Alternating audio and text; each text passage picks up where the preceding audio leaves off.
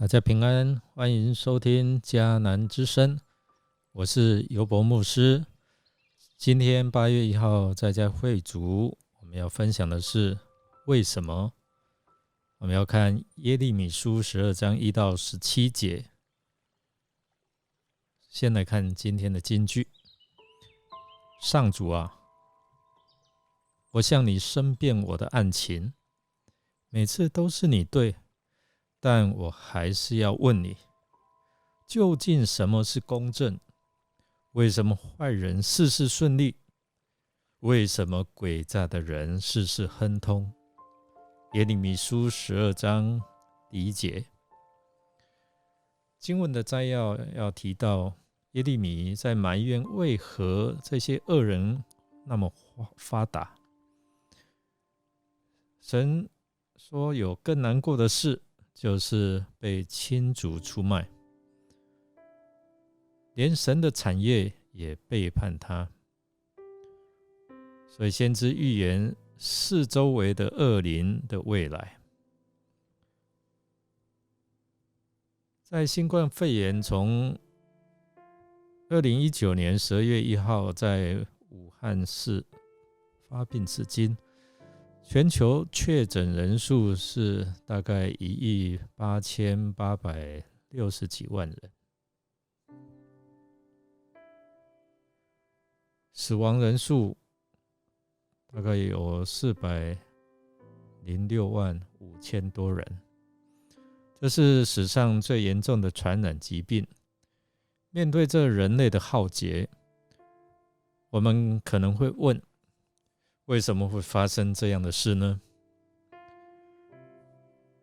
今天的经文一开始延续在11章的18到23节，其中记载了耶利米他就所发生的事与上帝来理论，因为发生在他身上的事使他心里充满了困惑。为什么上帝会容许恶人如此猖狂？耶利米的话直接而尖锐，你栽培了他们。耶利米把恶人的嚣张归咎于上帝的栽培。耶利米的祈祷就是要上帝显出他的本性，来为耶利米伸冤。但是上帝的回复并没有正面回应耶利米的请求，只是对他预告在前面还有更难的路要走。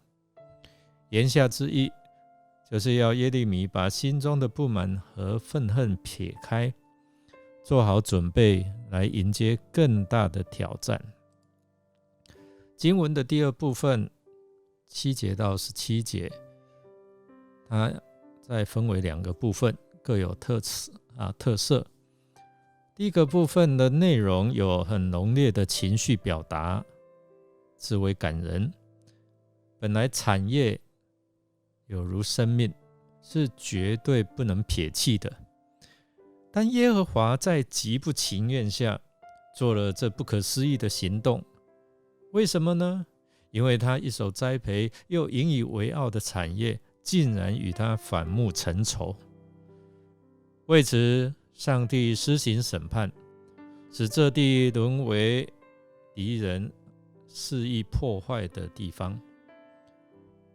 最后经文清楚让我们知道，审判并非结局，救赎才是上帝终极的心意。而且这救赎是普世性的，因为连欺凌以色列的各国也包括在其中。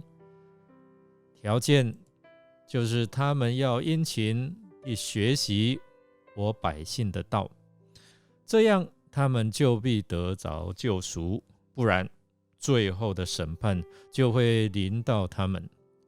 耶利米向上帝来求公义，公义对他来说是恶人要受到报应，但耶和华的公义却有另外一面，就是除了遭报应之外，还有拯救。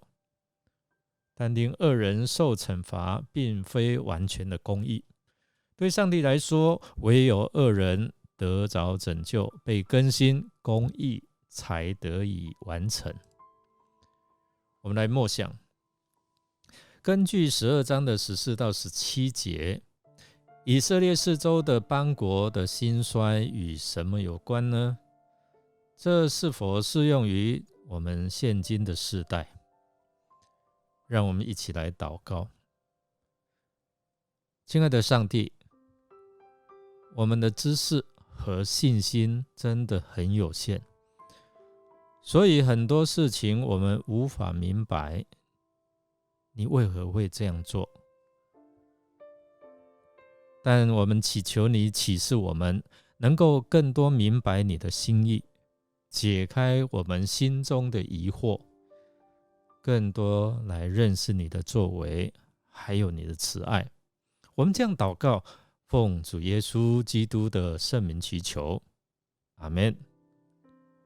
感谢您的收听，如果您喜欢我们的节目，欢迎订阅并给我们5星好评。